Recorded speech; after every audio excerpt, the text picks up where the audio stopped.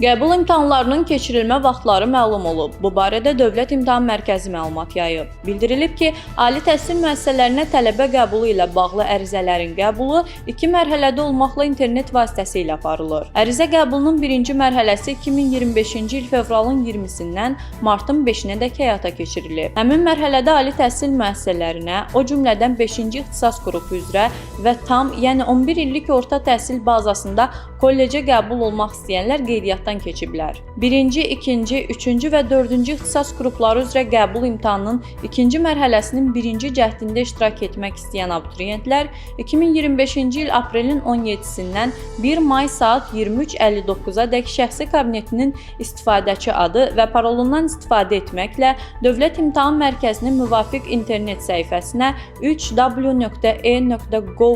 daxil olaraq imtahan vermək istədikləri ixtisas qrupunu seçib qeydiyyatdan keçməlidirlər. Ali təhsil müəssisələrinə qəbul imtahanının ikinci mərhələsinin birinci cəhdi, ikinci və üçüncü ixtisas qrupları üzrə mayın 25-də, birinci və dördüncü qruplar üzrə isə iyunun 1-də keçiriləcək.